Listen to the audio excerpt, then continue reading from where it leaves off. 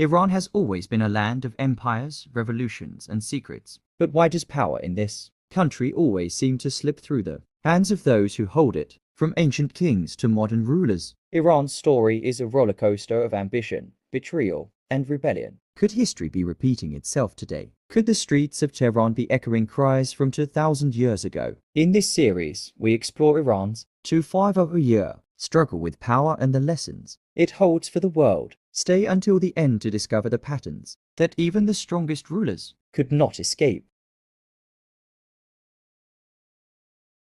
Have you ever wondered why some lands seem destined to shape the fate of the world? Iran is one of those lands, known to the ancients as Persia. It is a place where deserts meet mountains, where rivers carve valleys of civilization, and where ambition has always clashed with destiny. For over 2.5 millennia, rulers have risen and fallen, armies have marched and retreated, and the struggle for power has defined not just borders, but the very soul of a nation. How did a land of such fierce resilience become a stage for endless cycles of control, rebellion, and reinvention? Long before Tehran, before the modern borders we know today, the first great Persian Empire emerged under the leadership of Cyrus the Great. But the story of Iran begins even earlier, in the small tribal kingdoms of Elam, the highlands of Media, and the plains that would later become the heart of empires. It is here, amid the mountains and rivers, that the first seeds of Persian identity were sown, a fusion of tribal loyalty, local kingship, and the belief that certain men were destined to rule.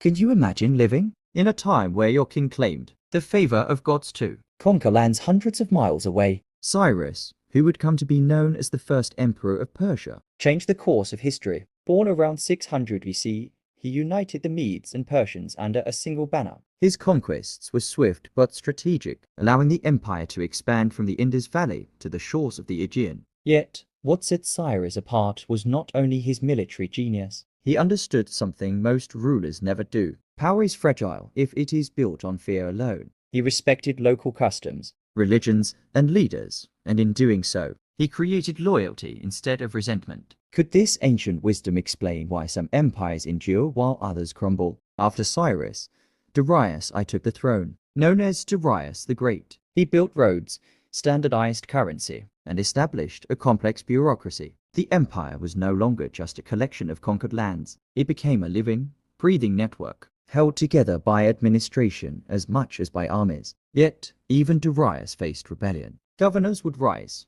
satraps would scheme, and the challenge of controlling a vast territory became apparent. What does it take to maintain control over millions of people when they are spread across deserts, mountains, and rivers? This was a question that Persian rulers would wrestle with for centuries. The Persian Empire's greatest test came with the arrival of Alexander the Great. Could an empire that had stood for centuries fall to a single man? And yet, it did. Alexander's conquest shattered the Achaemenid dynasty, but Persia's spirit was far from broken. The lands, the people, and the culture endured, evolving under Seleucid, Parthian, and later Sasanian rule. Each dynasty faced the same challenge: how to hold power in a land where geography, religion, and tribal loyalties constantly challenged authority. Do you see a pattern here? One that echoes even in modern times. The Sasanian Empire, rising in 220 CE, brought a revival of Persian culture and statecraft. It was a time of poets, philosophers, and powerful kings who built monumental cities. Yet even the Sasanians could not escape the cycle. Invaders from the east and west, from Romans to nomads, tested their control. By the 7th century, Arab forces swept across Persia, ushering in Islam and transforming the political and cultural landscape. And yet, even in conquest, the question remained: who would wield power and how would it be preserved? Iran's struggle with power was not just about kings and empires. It was also about ideas, religion, and identity. Zoroastrianism, the dominant faith of ancient Persia, shaped laws, governance, and morality. When Islam arrived, it brought new structures, new elites, and new challenges. Persian rulers had to balance the spiritual with the political, the local with the foreign, and the ambition of the few with the loyalty of the many. Is it any wonder that throughout history, rebellion often flared, and rulers never fully trusted their subjects or each other? Fast forward to the medieval period, and Persia was a mosaic of dynasties: the Seljuks, the Mongols, and later the Safavids, who would make Shia Islam the state religion. Each dynasty was a reminder of the same truth. Holding power in Iran is never permanent. For every Shah who rose, another would challenge him. For every conquest, another rebellion simmered beneath the surface. Geography and history conspired together to make absolute control nearly impossible. Mountains shielded rebels, deserts isolated regions, and the sheer diversity of Iran's peoples made unity both a prize and a burden. The Safavids, however, did something unique. They forged a sense of national identity intertwined with religion. Shia Islam became a unifying force, a tool of governance, and a source of legitimacy. Yet even with this, the empire faced internal pressures and external threats from the Ottomans, the Uzbeks, and later European powers. Iran's history is full of rulers who tried to centralize power, only to see it erode as soon as the grip tightened to hard. Does this remind you of any modern patterns in leadership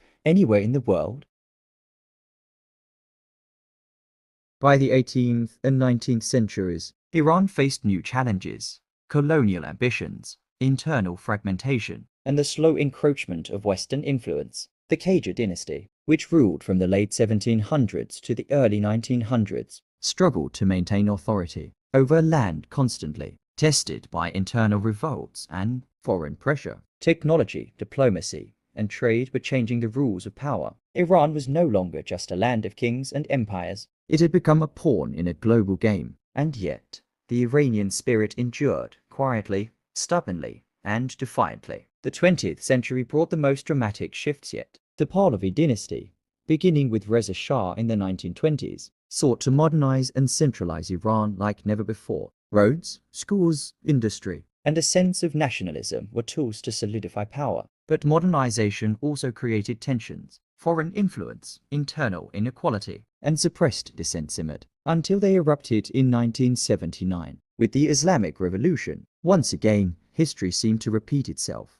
A ruler centralized power, society resisted, and a new order emerged. Could Iran's history of struggle be cyclical rather than linear? As we trace this arc from Cyrus to the Islamic Republic, we notice a recurring theme. Power in Iran is never absolute. It is always negotiated, challenged, and reshaped. Rulers must navigate geography, religion, culture, and the ambitions of others. Rebellion and reform are constants. Legitimacy is fragile, and even the strongest kings face limits. And the question that echoes across centuries remains: can anyone truly control Iran today, as protests flare and governments struggle to maintain authority? We can see the shadow of history stretching across the streets of Tehran, the mountains of Kurdistan, and the deserts of Baluchistan. The struggle continues, proving that while empires may fall, the question of power in Iran is eternal. Before we move to chapter 2, pause for a moment. Look at the world around you. Where else do you see power challenged, questioned,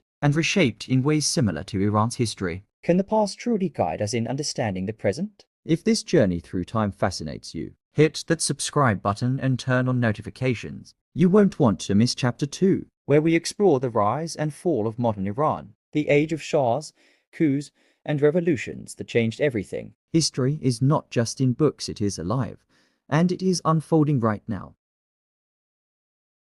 Why does the law of power often bring both glory and disaster? Iran's modern story begins in the 20th century, a time when the world itself was changing faster than ever. For centuries, rulers had relied on armies, religion, and geography to assert control. But the 1900s introduced new forces: oil, foreign influence, and modern nationalism. Could these new factors finally break the cycles of rebellion that had haunted Persia for thousands of years? Reza Shah Pahlavi rose to power in 1925 with a vision of transformation. He wanted a modern Iran, strong, centralized, and independent. He built railways, schools, and a modern army. Streets of Tehran were paved, ports expanded, and the symbols of Persia's imperial past were recast into tools of a new state. But modernization came at a cost. Local traditions were suppressed, dissent was punished, and the gap between rulers and the people widened. Can true power exist when fear replaces loyalty? Reza Shah's son,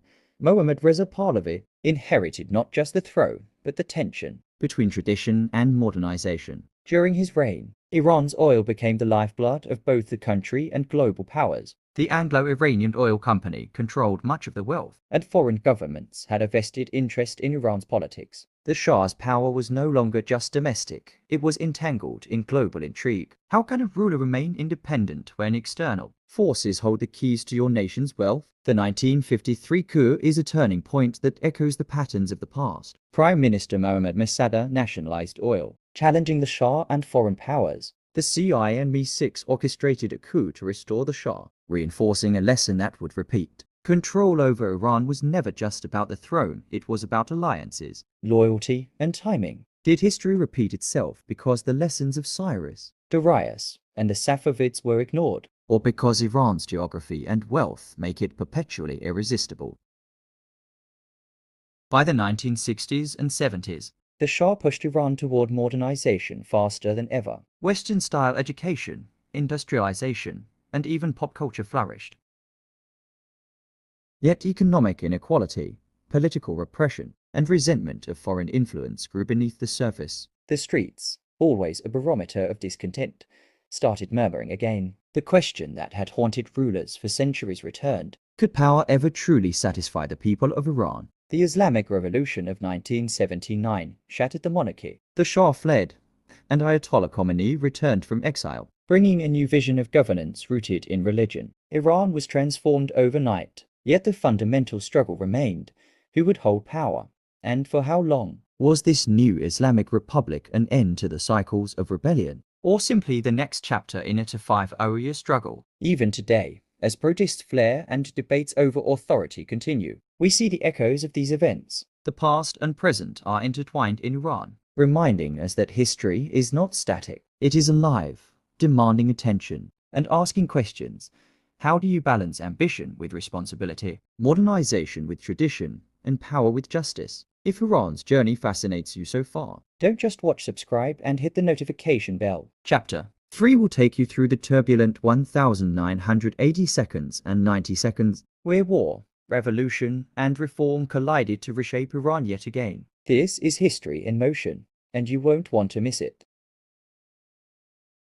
How does a nation recover when the past and present collide? Iran's Islamic Revolution in 1979 wasn't just the fall of a monarchy, it was the birth of a new order, one that promised justice, independence, and moral authority. Yet almost immediately, the question every ruler faces in Iran returned. How do you hold power in a land that has always challenged authority? The revolution brought Ayatollah Khomeini to the forefront, a man whose vision fused religious authority with political governance. For many Iranians, it was a promise of reclaiming dignity after decades of foreign influence and authoritarian rule. But establishing a theocratic state was no simple feat. There were competing factions, secular activists, leftists, and monarchists, all with their own vision of Iran's future. How could a single leadership unite such diverse forces, each hungry for control? The Iran-Iraq War, which erupted in 1980, tested the new regime like nothing before. Saddam Hussein's invasion threatened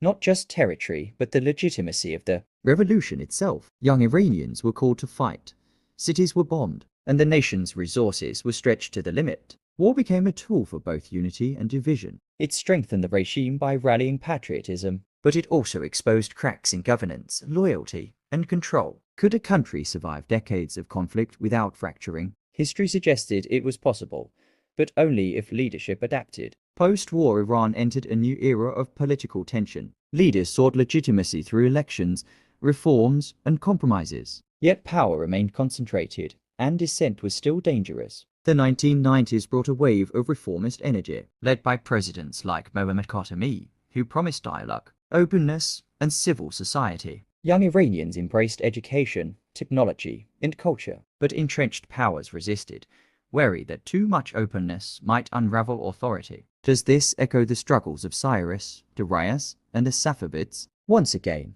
reform collided with control. Iran's story in these decades is also a story of symbols. Streets filled with murals, poetry, and debates over identity. People questioned authority not always in open rebellion, but through subtle resistance. Literature, art, and culture became battlegrounds. How do you maintain power when the people's minds become the terrain? Can a regime survive in a world where ideas travel faster than armies? By the turn of the century, Iran faced new challenges. Globalization, sanctions, nuclear ambitions, and regional politics all pressured the state. Yet internally, the cycles of struggle persisted. Protests, political disagreements, and social movements reminded the rulers that authority was fragile. And the lesson remained clear.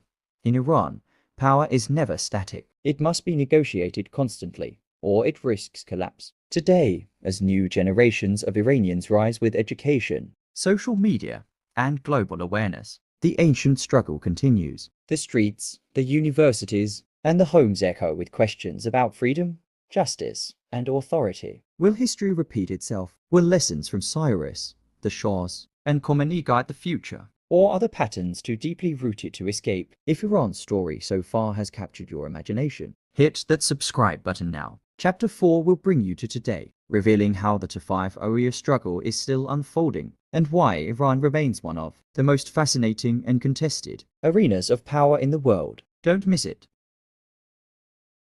Have you ever wondered why history seems to echo so clearly in certain lands? Iran, a nation that has survived empires, invasions, revolutions, and wars, is a living testament to the fragility and persistence of power. Its streets, its politics, and its people reflect centuries of struggle. Even now, as headlines dominate the news, the story of control, rebellion, and identity continues to unfold. Could the events of today be simply the latest chapter in a saga that began over 2,500 years ago? The 21st century has tested Iran in ways both familiar and new. Internally, generational change has created tension. Young Iranians, educated and connected to the wider world, challenge the old ways of authority. Social media spreads ideas faster than ever before, and citizens can see alternatives to the state narratives. Externally, sanctions, global scrutiny, and geopolitical pressures remind the nation that power is never solely domestic. How can a state maintain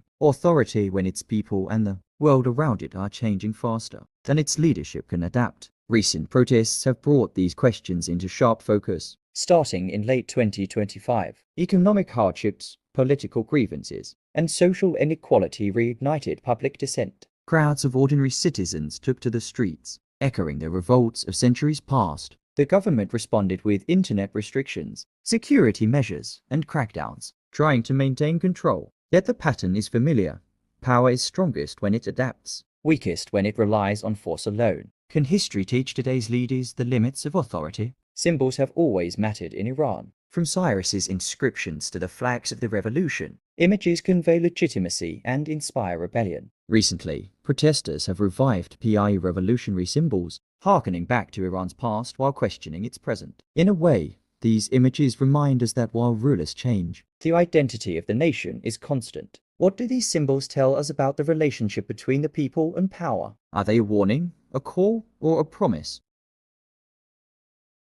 Iran's struggle today is not simply political. It is deeply cultural and social. Young people ask questions, challenge norms, and push boundaries. The internet, once a tool for connection, has become a battlefield for ideas, where narratives clash as fiercely as armies once did. The government's attempts to control information highlight a fundamental truth that has been clear since Cyrus and Darius. Power depends not just on force, but on legitimacy, trust, and perception. How much can authority endure if the hearts and minds of the people are no longer convinced? Yet, amid these tensions, Iran remains resilient. Its economy, culture, and identity continue to survive, adapt, and influence the world. The streets of Tehran, Shiraz, and Isfahan may echo with protest, but they also pulse with life, commerce, and creativity. The Iranian people have always found ways to endure through famine, war, and oppression, proving that while rulers may rise and fall,